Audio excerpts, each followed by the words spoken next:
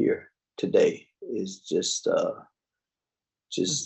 God's work, and from showing up here one day at a time, um, doing for me what I can't do for myself, holding me accountable. Um, I didn't come here for this kind of stuff. You AA people, y'all just messed up my drinking. Now you got me changing and trying to be responsible and all that stuff, which was not a part of my life before I arrived here at Alcoholics Anonymous. And I just want to give thanks for this program. And I'm not coming through this program. It's like I I never thought that just by me not drinking one day at a time, that there was so much clarity behind just today and being in the moment. Because when I arrived here, you all was my problem, telling me I had a problem. I mean, don't y'all know who I am and who I thought I was? And, and showing up here, it's just like mind blowing how just for today is all I have to do is just stay sober today. Because when I arrived here, I couldn't stay sober one day at a time. And it took a long time for me to be able to begin to understand the concept of one day at a time. And you know,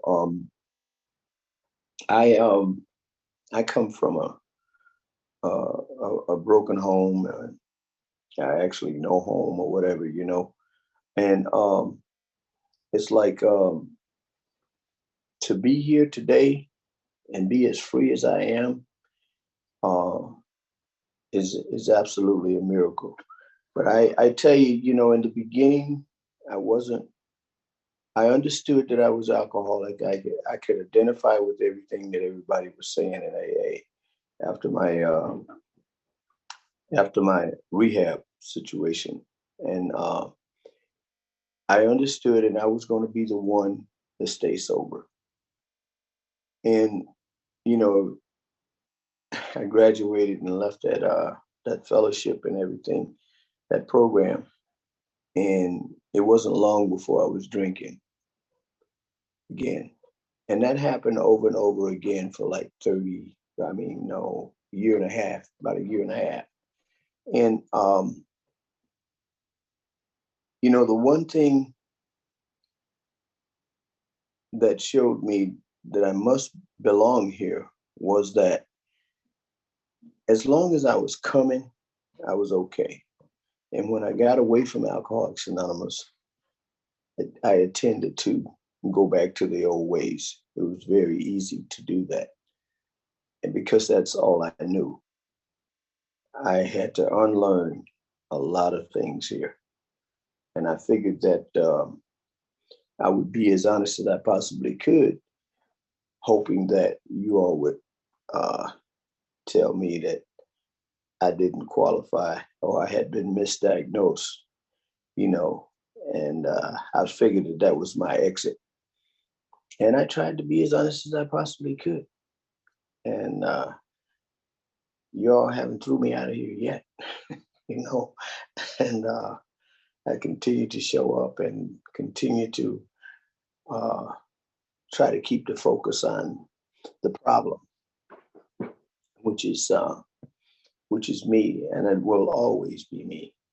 Uh, I'm not happy about that sometimes.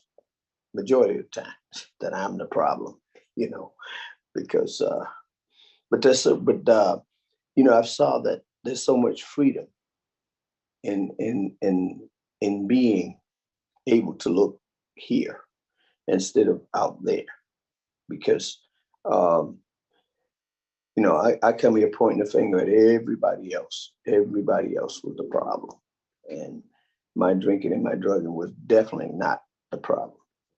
And The only thing I've done, I've come to Alcoholics Anonymous. I put the drink down. I joined the group, and I got active. And I really tried to get thrown out of this fellowship, and here I am today, celebrating 31 years. And it hasn't been easy, some parts of it, to change me and change everything. But one day at a time, I've managed to get through a lot of days with and gain hope from being able to just show up here. Because, you know, I get away, and it's not long before this alcoholic, his thinking goes back to the old thinking again. And, you know, I recognize that today, and which without being sober, I never would have recognized that. You know, I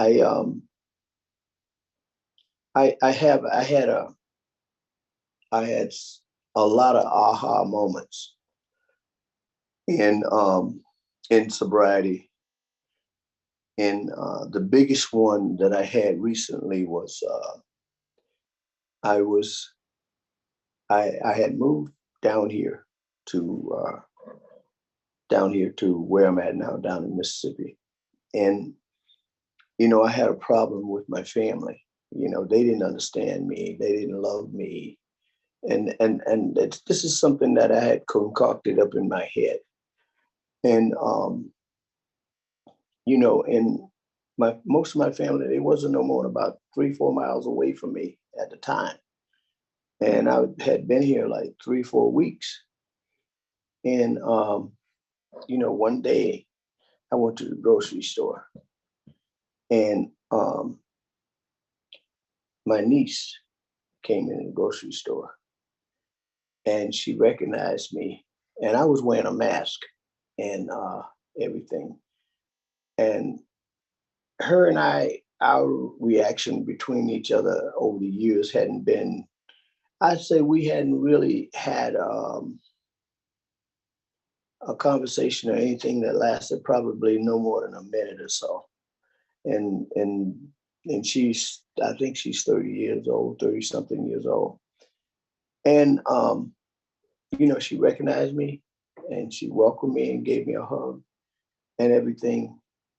And you know, that was the beginning of me being able to look here and see the things that I tell myself that's not true. You know, I automatically thought that they didn't care and they didn't love me, and the whole 9 yards. And look at the family members that's here to support me this morning. You know, and Alcoholics Anonymous did that. I had nothing to do with that. I just showed up here, and life began. My acceptance for life is so much greater than it was before, when I was drinking and drugging. I didn't know what acceptance was all about. None of that. Continue to work on me, and keep the focus, because I tell you, nothing in my life was ever as good as it is today before I arrived at Alcoholics Anonymous. Absolutely nothing. I was faking everything, and it was a complete mess. I wasn't there for my kids or anybody else in my life. And, you know, today, you know, I can be there, and I can help. And I know sometimes when to shut my mouth. I learned to shut my mouth. What's my part in it? And, you know, it's so much freeing than being running rapid. I would say I was completely loose with my drinking and everything else. And being able to come here and see that, you know, that my life didn't have to be that way. I didn't have to be at the party, and I was the life of the party. And I can see that where my drinking and my drugging gave me courage and all that stuff. It kept me away from God, and every time I got into a jackpot, I had a jackpot God, just like they talk about here, is that every time I got in trouble, God helped me. And I could have swore that he didn't do it. He wasn't there to help me. Getting sober, I found out he was there every time, every single time. Uh, I'm an alcoholic. My disease wants me alone with a bottle or a drink or a drug. And I refuse to do that, give my disease that option today. Um, I've had a month almost to think about what I was going to say. And then when you introduced me, I lost it all. So, uh, you know, uh, I'm going to thank you all. Thanks for loving me when I couldn't love myself. And everybody have a great day. That's all I got. Thanks.